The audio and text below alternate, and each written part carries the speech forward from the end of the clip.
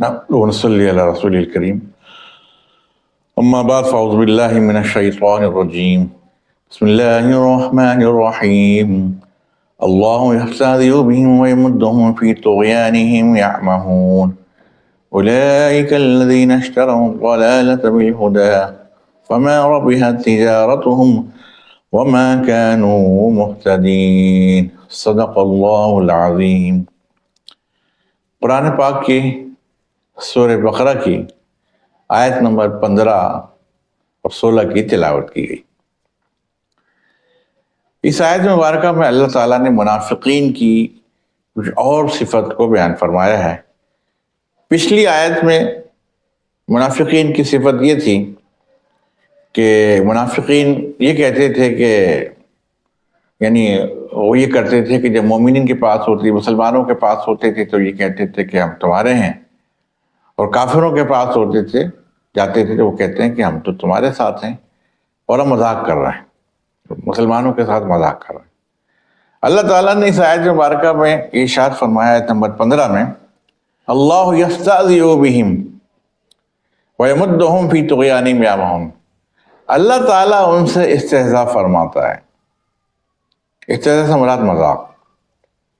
اب اللہ تعالیٰ تو خیر مذاق، یہ لفظ اللہ کی شان میں کے خلاف ہے یہ کہنا بات، ہم بات کہیں گے استہزاء کی، کہ اللہ تعالیٰ استہزاء فرماتا ہے۔ اب استہزاء کہنا بھی خیر اللہ کی شان نہیں ہے، کیونکہ اللہ تعالیٰ کسی سے مذاق نہیں کرتا۔ مراد یہاں پہ یہ ہوگی کہ اللہ تعالیٰ ان کو ڈھیل دیتا ہے، ٹھیک ہے۔ اللہ یستہزئ بہم ویمدہم فی طغیانہم یعمہون، اور ان کو ڈھیل دیتا ہے، چھوڑ دیتا ہے، کس میں؟ طغیانی میں یعنی سرکشی میں، اور وہ اس میں بھٹکتے رہتے ہیں۔ مراد یہ کہ وہ یہ سمجھ رہے ہیں کہ ہم مسلمانوں کے ساتھ مذاق کر رہے ہیں اور ان کو بیوقوف بنا رہے ہیں کہ ہم تمہارے ساتھ ہیں، اور ہم تو ہیں کافر، ہم مسلمانوں کے پاس جاتے ہیں، یہ کہتے ہیں کہ ہم تمہارے ساتھ ہیں، تو ہم مسلمانوں کے ساتھ مذاق کر رہے ہیں۔ ابھی کہتے تھے نا کہ ہم تو مذاق کر رہے ہیں مسلمانوں کے ساتھ۔ تو اللہ تعالیٰ نے ارشاد فرمایا کہ تم کیا مذاق کرو گے مسلمانوں کے ساتھ؟ مومن تو میرے ہیں، میرے بندے ہیں، اور میرے حبیب محمد مصطفیٰ صلی اللہ علیہ وسلم پر ایمان لے کر آئے ہیں، وہ تو میرے بندے ہیں، میں ان کی حفاظت کرتا ہوں، تم ان کے ساتھ کیا مذاق کرو گے؟ اللہ تمہارے ساتھ کرے گا۔ استہزاء مراد جیسے اس کی شان ہے، مراد یہ کہ اللہ تعالیٰ تمہیں دکھائے گا، تمہیں پتہ لگے گا کہ مذاق کیا ہوتا ہے۔ یعنی مراد یہ کہ تم جو ابھی مذاق کر رہے ہو مسلمانوں کے ساتھ، وہ دھوکہ دے رہے ہو، تو یہ تمہیں تو یہ پتہ لگے گا، اللہ دکھائے گا تمہیں کہ استہزاء کیا ہوتا ہے، مذاق کرنا ہوتا کیا ہے، اور تم نے جو مذاق کیا ہے اس کا نتیجہ کیا نکلا، یہ اللہ تمہیں دکھائے گا، اور قیامت کے تمہیں معلوم چل جائے گا۔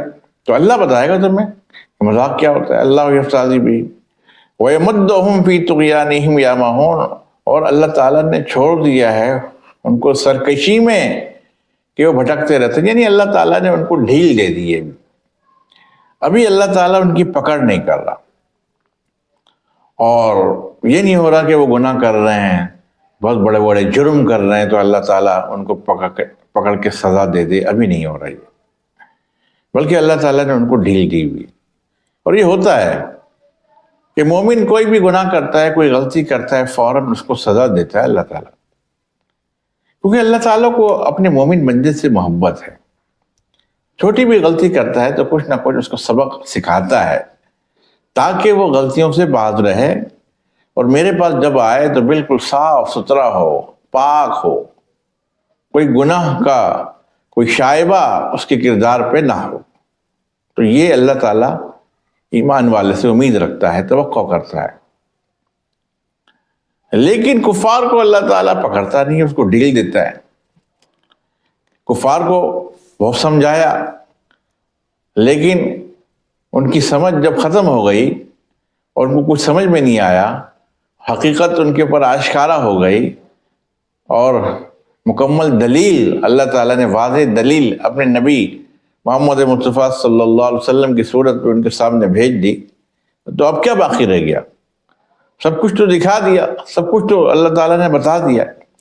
اس کے باوجود بھی وہ اللہ تعالیٰ کی نافرمانی کر رہے ہیں، بھٹک رہے ہیں سرکشی کے اندر، نافرمانیاں کر رہے ہیں، اس سے بھٹک رہے ہیں اور اس میں اور زیادہ سخت ہو رہے ہیں، تو پھر کیا کرتا ہے اللہ تعالیٰ؟ پھر ان کو اس وقت نہیں پکڑتا، ان کی پکڑ نہیں ہوتی، بلکہ اللہ تعالیٰ ان کو مزید ڈھیل دیتا ہے تاکہ یہ ان کے گناہ، ان کی سرکشی اور یہ جو بھٹک رہے ہیں تو یہ گر جائیں، یہ گڑھے میں گر جائیں، اور یہ جو ہے گمراہی کے اندر یہ بالکل دھس جائیں تاکہ نکل نہ سکیں۔ پھر ان کو قیامت کے دن اللہ تعالیٰ اس وقت پکڑے گا۔ تو یہاں پر یہ بات یہ بھی ہے کہ ہمارے بہت سے مسلمان مومن بھائی جو ہے وہ یہ بات پہ شکوہ کرتے ہیں کہ بھئی ہم تو ایمان والے بھی ہیں، عمل بھی سارے کرتے ہیں، صالح عمل بھی کرتے ہیں، لیکن اس کے باوجود پریشانیاں ہمیں آ جاتی ہیں، اور کبھی یہ نقصان ہو گیا، کبھی یہ نقصان ہو گیا، اور یہ بات ہو گئی، یہ ہو گیا، یہ پریشانی آ گئی۔ اور وہ لوگ، کفار لوگ جو اللہ کو مانتے بھی نہیں ہیں، اللہ تعالیٰ کی نافرمانی بھی کرتے ہیں، ان کی کوئی پکڑ نہیں ہوتی، وہ خوش و خرم رہ رہے ہیں زندگی میں، اور دنیا بہت ان کی اچھی گزر رہی ہے اور ہماری دنیا سختی میں گزر رہی ہے۔ تو یہ ان کے لیے بھی جواب ہے کہ اللہ تعالیٰ ایمان والوں سے محبت رکھتا ہے، اس لیے وہ چھوٹی موٹی کوئی غلطی کرتے ہیں، اللہ تعالیٰ ان کو آزمائش میں ڈال کے اس کا ازالہ کر دیتا ہے تاکہ یہ توبہ کر لے، معافی مانگ لے، اور جب میرے پاس آئے تو کوئی گناہ اس کے اوپر نہ ہو۔ یہ گناہ، چھوٹے موٹے جو بھی گناہ ہیں، یہ دنیا کے اندر ہی صاف ہو جائیں، میں اپنے بندے کو بھٹکنے نہیں دوں گا، میں اپنے بندے کو سرکشی کی طرف جانے نہیں دوں گا، یہ میرا بندہ ہے اور یہ مجھے مانتا ہے تو مجھے بھی اس سے محبت ہے، یہ جب مجھ سے محبت رکھتا ہے تو میں بھی اس سے محبت رکھتا ہوں، لہذا میں اس کے عمل کی حفاظت کروں گا۔ تو یہ ہوتا ہے کہ جب ہم کوئی بھی غلطی کرتے ہیں ایمان والے تو پکڑ ہو جاتی ہے، اور کسی نہ کسی طریقے سے پکڑ ہو جاتی ہے، اور جب توبہ کر لیں تو اللہ تعالیٰ پھر معاف بھی فرما دیتا ہے۔ تو یہ جواب ہے کہ کفار کو کیوں نہیں پکڑا جاتا؟ تو کفار کو اللہ تعالیٰ نے ہدایت کی راہ دکھائی، لیکن اس نے ہدایت پہ عمل نہیں کیا، اور اس نے جو اپنے لیے جو طریقہ اختیار کیا وہ گمراہی کا طریقہ اختیار کیا، تو اللہ تعالیٰ نے فرمایا، اللہ تعالیٰ نے بھی فیصلہ کر لیا کہ اب ہم اس کو دنیا میں نہیں پکڑیں گے، بس اب جو ہو گیا، اب ہم نے جو کچھ بتانا تھا اس کو بتا دیا، ساری دلیل دی، ساری ہدایات اس کے سامنے ہے، اب ہم اسے کچھ نہیں کہیں گے بلکہ اس کو سرکشی میں ڈھیل دیتے رہیں گے، جاؤ گر جاؤ جہنم کی آگ کے اندر، جہنم کے گڑھے میں گر جاؤ، اب ہمارا تم سے تعلق نہیں رہا، کس کا؟ ہدایت کا تعلق ہم نے تم سے ختم کر دیا، تم نے ہدایت کو مانا نہیں، اب لہذا ہم نے تم سے رابطہ توڑ دیا ہدایت والا، اب تم گرتے رہو، مرتے رہو، جہنم کی آگ میں جلو، دنیا میں جو بھی سرکشی کرتے رہو، میں تمہیں دنیا میں ابھی نہیں پکڑوں گا، تا وقت ہے کہ تم بالکل گر جاؤ۔ کس میں؟ تم بالکل ہلاکت میں گر جاؤ، تم بالکل بربادی میں گر جاؤ، پھر قیامت کے دن اللہ تعالیٰ تمہیں بس ایک ہی بار پکڑے گا تاکہ جہنم کی آگ کا تم ایندھن بن جاؤ۔ تو یہی حال منافقوں کا بھی ہے، اللہ تعالیٰ منافقین کو بھی ڈھیل دیتا ہے اور ان کو دنیا کے اندر پکڑتا نہیں ہے تاکہ وہ اپنی سرکشی میں بڑھ جائیں، اور پھر ان کو ایک زبردست قسم کا عذاب جو ان کے لیے اللہ نے بنایا ہوا ہے وہ ان کو عطا کرے۔ پھر ان کی ایک اور صفت آیت نمبر 16 میں اللہ نے بیان فرمائی، اولئک الذین اشتروا الضلالۃ بالہدی فما ربحت تجارتہم وما کانوا مہتدین، یہ وہ لوگ ہیں کہ جنہوں نے ہدایت کے بدلے گمراہی خرید لی، ہدایت کے بدلے گمراہی خرید لی۔ پھر ارشاد فرمایا فما ربحت تجارتہم، ان کی تجارت نے ان کو کوئی فائدہ نہیں دیا، وما کانوا مہتدین، اور یہ ہدایت پانے والے نہیں تھے۔ یعنی اللہ تعالیٰ نے تو ان کو ہدایت کی راہ دکھا دی، سچا راستہ دکھایا، یہ ہدایت ہے، اللہ کے نبی آ گئے ہیں، اس سے بڑی اور دلیل کیا ہوگی؟ اللہ کا قرآن آ گیا ہے، سب کچھ ان کے سامنے ہے، عقل تمہارے پاس ہے، سمجھ و فہم تمہارے پاس ہے، پچھلی کتابوں کا علم بھی چلو تمہارے پاس ہے، اس کے باوجود بھی تم کفر کو خرید رہے ہو، تم گمراہی کو خرید رہے ہو۔ تو ان کی اس بات پر اللہ نے فرمایا کہ یہ گویا کہ انہوں نے ایسا سودا کیا ہے کہ ہدایت کے بدلے گمراہی خرید لی۔ انہیں تو یہ چاہیے تھا یہ کہ ہدایت لے کے آتے، گمراہی کو ختم کرتے، لیکن انہوں نے بڑا گھاٹے کا سودا کیا۔ اس دنیا میں بھی گھاٹے کا سودا کیا، آخرت میں بھی گھاٹے کا سودا کیا کہ انہوں نے ہدایت کے بدلے گمراہی خرید لی۔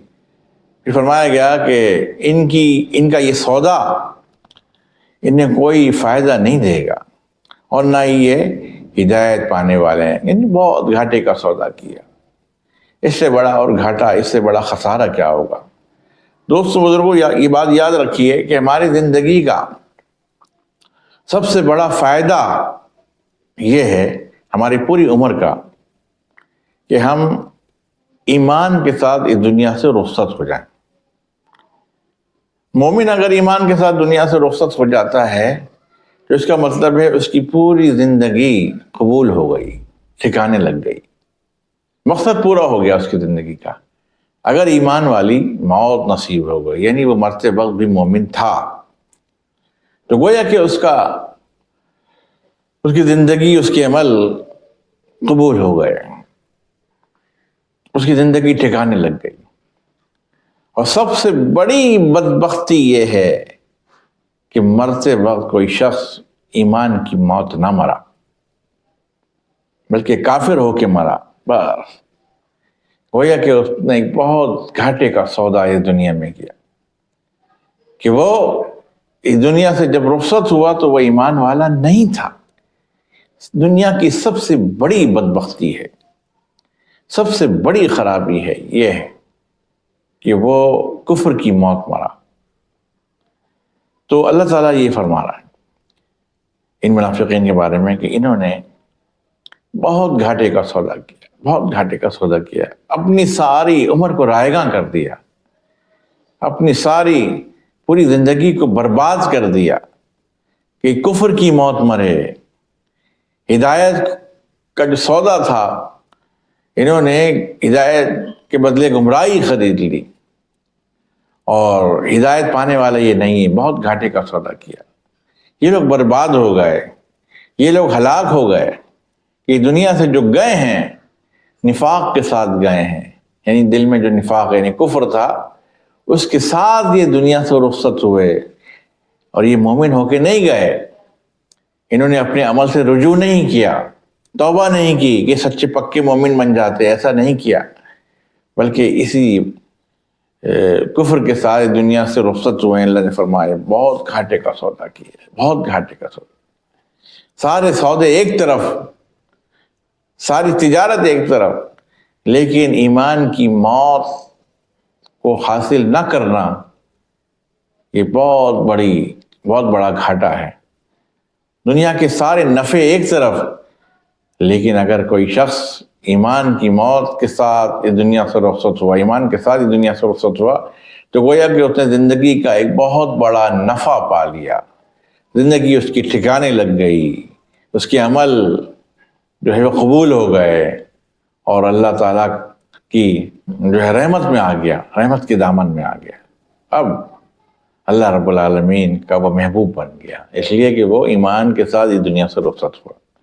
تو بہرحال ایمان بہت بڑی دولت ہے، اور کوئی ایمان کے بدلے، ہدایت کے بدلے گمراہی خرید لے تو اس سے بڑا نقصان اور کوئی نہیں ہے۔ اللہ تعالیٰ سے دعا ہے کہ اللہ تعالیٰ ہم سب کو ایمان کی سلامتی کے ساتھ اس دنیا سے رخصتی عطا فرمائے، اور نبی صلی اللہ علیہ وسلم کا ہم سب کو کلمہ آخری وقت میں اللہ رب العالمین نصیب فرمائے، اور ہر قسم کی منافقت سے، ہر قسم کی عیاری سے، اور ہر قسم کی ریاکاری سے اللہ تعالی ہم سب کو محفوظ و مامون فرمائے۔ وآخر دعوانا الحمدللہ رب العالمین۔